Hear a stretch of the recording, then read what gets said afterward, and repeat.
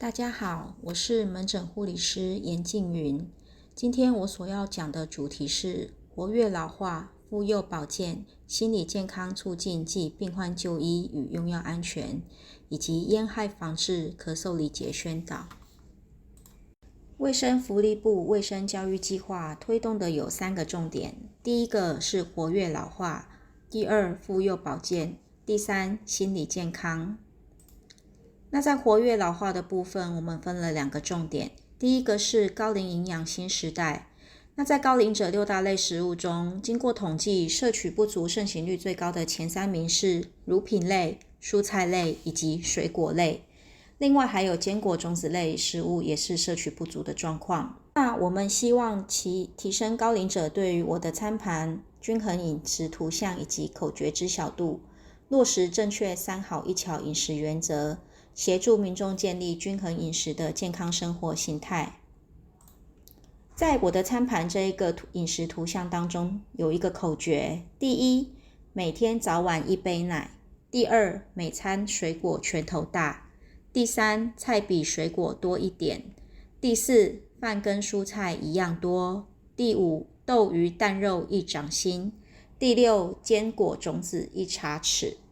在关于3好1巧的健康均衡饮食原则方面，有4个重点。第一，吃得下。我们希望将食物可以烹煮尽量软化，帮助老人容易吞咬。第二，吃得够，少量多餐，能吃尽量吃。第三，吃得对，每天吃足6大类食物。第四，吃得巧，善用一些调味可以让食物更美味，也让老人可以更吃得下。第二是使用长期照顾服务之民众权益重点宣导。财政部于108年所得税法增订长期照顾特别扣除额，109年起申报综合所得税时，若符合资格者，每人每年定额扣除12万。若是较低所得者无法受益或受益较少者，那可以使用卫生福利部所规划之住宿式服务机构使用者补助方案。那在妇幼保健方面，高龄妇女发生不孕、流产、早产、死产、高血压、妊娠糖尿病等高危险妊娠合并症的风险增加。随着准妈妈年龄升高，胎儿低出生体重、染色体异常或者是发生其他先天性缺陷的几率也随之上升。国内社会晚婚迟育的趋势下，政府除了持续提倡适龄生育的好处之外，也要让民众了解高龄产妇孕期的一些注意事项。有30%早产儿成长过程中会出现中重度神经动作异常情况，而且早产儿是发展迟缓的高危险群，所以强化民众对于早产的预防、辨识以及了解有其必要性。关于高龄妇女怀孕前，我们需让其了解高危险妊娠合并症的风险、胎儿低出生体重、染色体异常或者是发生其他先天缺陷的几率有多少。若是怀孕了，在怀孕中一定要向其卫教的项目有：第一，定期产前检查的重要性；第二，孕期需注意之注意事项，例如饮食、体重控制，假使说有另外的不良习惯，例如抽烟、喝酒等，对胎儿的危害有哪些？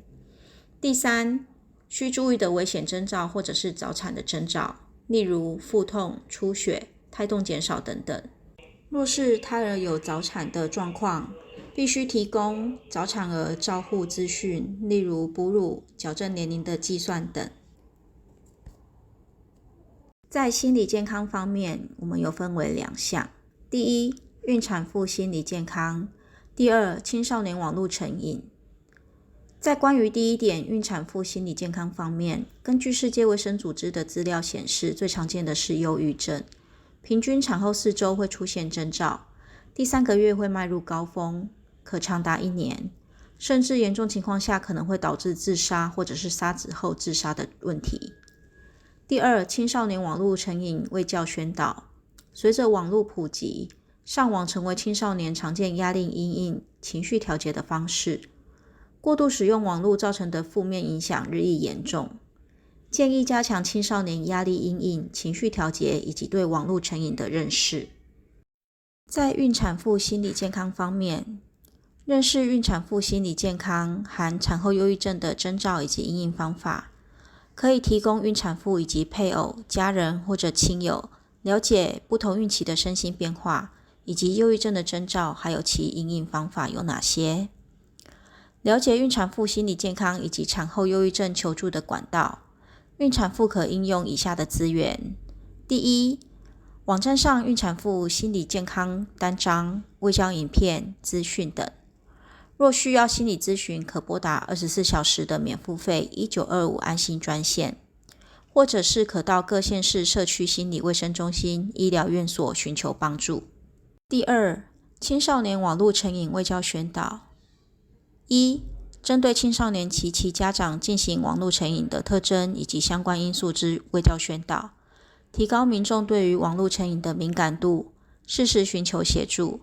第二，推广民众使用卫生福利部建立的线上版网络使用习惯量表，提升自我觉察。接下来的主题是就医安全。那在就医安全方面有5个要领。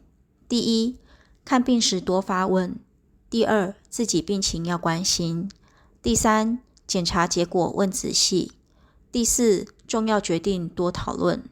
第五，服用药物要清楚。接下来的主题是用药安全。看病时应向医师说清楚、讲明白，清楚陈述自己的症状、特殊状况、过敏史、疾病史，目前有没有在服用什么药物，以及或者最近有没有面临考试，工作方面是否会操作机械或者是开车，以避免医师开立容易嗜睡之药物导致有影响。若是比较年轻的女性，需告知有无怀孕或者是准备备孕，以及有无哺乳的状况。至药局领药的时候要看清楚、问明白。需看清楚要带上姓名、领药号是不是自己的，药物的名称、用法、用量、服药列印有没有清楚。在问明白方面，慢性病患者若是拿到药物之后发现服法有变，或者是看不懂药物服用的方法、作用，以及禁忌同时吃哪些食物，或者是与其他的药品同时服用，药品领回后如何保存，若有以上的疑问的话，可以立即询问药师。药物的使用方面，一定要遵照医嘱。遵照医师的话，将药品依规定的服用方法服用完毕，不可随便停药或者是更改用法。药物方面，应以温开水服用，除非有特别注明，否则不要以茶、果汁、牛奶等饮料配药。有些饮料会使药品吸收变差，疗效变差。关于药品储存的原则方面，第一，避光、避热、防潮。第二，内服药、外用药要分开。第三，不同药品不要混杂在一起。第四，保留以及储存说明书、原包装。第五，保留有效日期、用法及用量的相关资料。第六，玻璃容器比塑胶容器好。更重要的是，请将药物避免放置于小孩可以拿取碰触到的地方。接下来的主题是烟害防治。关于吸烟的危害，可能导致氧气缺乏、性功能障碍、胃灼热、胃溃疡、食欲变差、妨碍睡眠，或者是容易产生肺癌以及其他的癌症。那在肺部的方面，可能会破坏肺泡壁，导致肺气孔气体交换减少，抑制支气管纤毛的排出作用，导致反复感染。另外，可能有皮肤弹性变差、失去光泽、提早老化。若是怀孕的妇女吸烟，可能导致胎儿早产、流产、死产、智能不足。本院门诊亦有提供戒烟门诊服务，若需要咨询者，可来电洽询，或者是直接挂号。在咳嗽礼节方面，若有咳嗽情况，请记得遮住口鼻。若是使用一般外科口罩，建议每天替换。如果发生无法吸附异味、有脏污、潮湿、破损的时候，也要立即做更换。以上是我讲解的内容，谢谢。